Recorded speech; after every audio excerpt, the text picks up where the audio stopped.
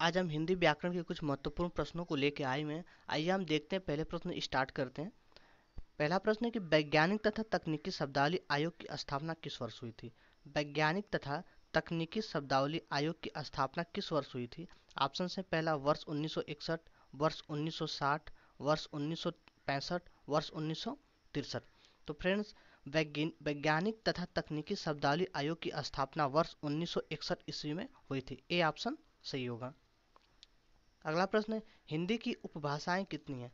हिंदी की उपभाषाएं कितनी हैं? ऑप्शन से पहला 3, दूसरा ऑप्शन है 4, तीसरा ऑप्शन है 5, चौथा ऑप्शन है 6। तो फ्रेंड्स, हिंदी की उपभाषाएं 5 उपभाषाएं, हिंदी की 5 उपभाषाएं हैं। ऑप्शन नंबर सी सही होगा।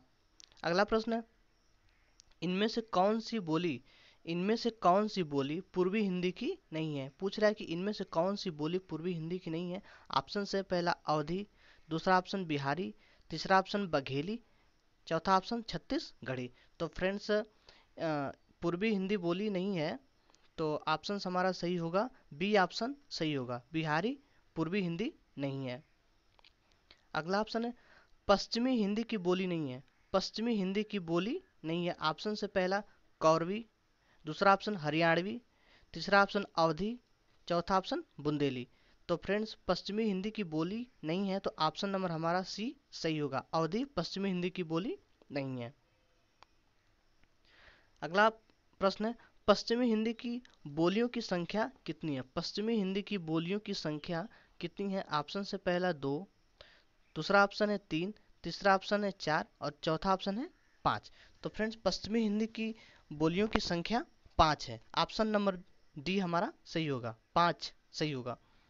अगला प्रश्न है, पूर्वी हिंदी की बोलियां हैं। पूर्वी हिंदी की बोलियां हैं। तो फ्रेंड्स, पहला ऑप्शन है अवधी, बघेली एवं छत्तीसगढ़ी, दूसरा ऑप्शन है ब्रज, अवधी और कन्नौजी, तीसरा ऑप्शन है भोजपुरी, बघेली, छत्तीसगढ़ी, चौथा ऑप्शन है मैथिली, ब्रज और कन्नौजी। तो फ्रेंड्स, पूर्वी हिंदी की बोलियां हैं, तो ऑप्शन नंबर हमारा ए सही होगा, अवधी, बघेली एवं छत्तीसगढ़ी पूर्वी हिंदी की बोलियां हैं।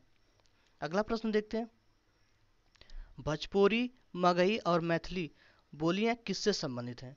भोजपुरी, मगही और मैथिली बोलियां किससे संबंधित हैं? तो हमारे ऑप्शन हैं, पहला पश्चिमी हिंदी, दूसरा पूर्वी हिंदी, तीसरा बिहारी हिंदी, चौथा राजस्थानी हिंदी।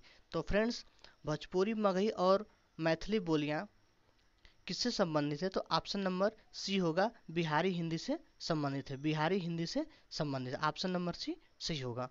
अगला प्रश्न देखते हैं, कह रहा है कि गुड़गांव दिल्ली का करनाल के पश्चिम क्षेत्रों में बोली जाने वाली अहिरवाटी का संबंध किससे है? एक बार फिर से प्रश्न देखते हैं, कह रहा है कि गुड़गांव दिल्ली तथा करनाल के पश्चिमी क्षेत्र में बोली जाने वाली अहिरवाटी का संबंध किससे है? ऑप्शन से हमारे पहला पूर्वी राजस्थानी, दूसरा ऑप्शन है पश्चिमी राजस्थानी, तीसरा ऑप्शन है उत्तरी राजस्थानी, चौथा ऑप्शन है दक्षिणी राजस्थानी। तो मित्र, इसका ऑप्शन नंबर सी सही होगा, उत्तरी राजस्थानी, उत्तरी राजस्थानी इसका ऑप्शन सही होगा।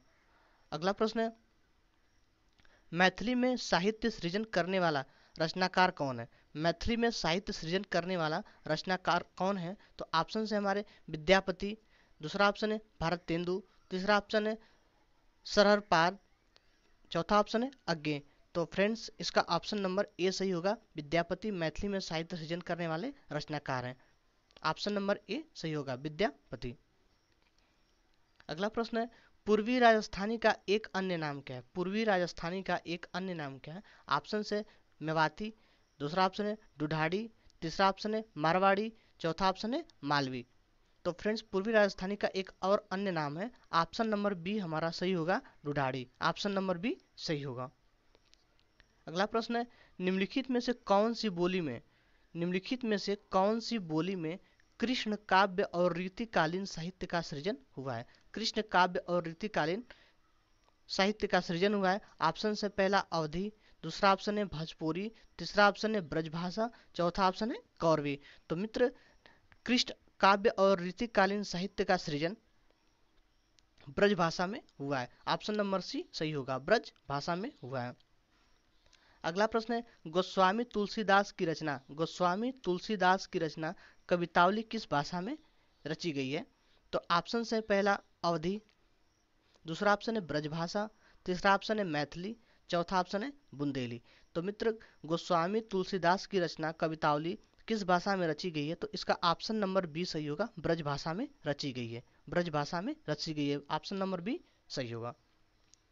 अगला प्रश्न है, शकुंतला नाटक का खड़ी बोली में अनुवाद किसने किया था? शकुंतला नाटक का खड़ी बोली में अनुवाद किसने किया था? तो मित्र, ऑप्शन से पहला राजा शिव प्रसाद सितारे हिंद, अगला ऑप्शन है राजा लक्ष्मण सिंह, सी ऑप्शन है भारतेंदु हरिश्चंद्र और डी ऑप्शन है गिरधर दास। तो मित्र, शकुंतला नाटक का खड़ी बोली में अनुवाद करने वाला है Raja Lakshman Singh, option number B सही होगा, राजा लक्ष्मण सिंह, राजा लक्ष्मण सिंह। अगले प्रश्न की तरफ बढ़ते हैं। तो कह रहा है खड़ी बोली कहाँ बोली जाती है? खड़ी बोली कहाँ बोली जाती है? तो मित्र, ऑप्शन है पहला झांसी, दूसरा कानपुर, तीसरा मेरठ, चौथा अलीगढ़। तो मित्र, खड़ी बोली मेरठ में बोली जाती है, ऑप्शन नंबर सी हमारा सही होगा। अगला प्रश्न है, खड़ी बोली के लिए सुनीति कुमार चटर्जी ने किस शब्द का प्रयोग किया था? खड़ी बोली के लिए सुनीति कुमार चटर्जी ने किस शब्द का प्रयोग किया था? तो हमारे ऑप्शन से पहला जनपदीय हिंदुस्तानी, दूसरा ऑप्शन है वर्नाक्यूलर हिंदुस्तानी, सी ऑप्शन है कौरवी, डी ऑप्शन है रेख्ता। तो मित्र, खड़ी बोली के लिए सुनीति कुमार चटर्जी ने जनपदीय हिंदुस्तानी शब्द का प्रयोग किया था, ऑप्शन नंबर ए हमारा सही होगा, जनपदीय हिंदुस्तानी। फ्रेंड्स, अगला प्रश्न है, किस क्षेत्र की बोली को काशिका कहा गया है? किस क्षेत्र की बोली को काशिका कहा गया है? किस क्षेत्र की बोली को काशिका कहा गया है? तो हमारे ऑप्शन से पहला बांसवाड़, अगला ऑप्शन है आरा भोजपुर, सी ऑप्शन है बनारस, डी ऑप्शन है मगध। तो मित्र, काशिका कहा गया है किस बोली को? तो हमारा ऑप्शन नंबर सी सही होगा, बनारस को कहा गया, ऑप्शन नंबर सी हमारा सही होगा। अगला प्रश्न है, पश्चिमी हिंदी किस अपभ्रंश से विकसित है? पश्चिमी हिंदी किस अपभ्रंश से विकसित है? तो हमारे ऑप्शन से पहला प्राकृतिक, दूसरा मगधी, तीसरा ऑप्शन सौरसेनी, चौथा ऑप्शन अर्धमगधी। तो मित्र, पश्चिमी हिंदी सौरसेनी अपभ्रंश से विकसित है, सौरसेनी अपभ्रंश से विकसित है, ऑप्शन नंबर सी हमारा सही होगा, सौरसेनी अपभ्रंश। अगला प्रश्न है, निम्नलिखित में से कौन सी द्रविड़ परिवार की भाषा है? निम्नलिखित में से कौन सी द्रविड़ परिवार की भाषा है?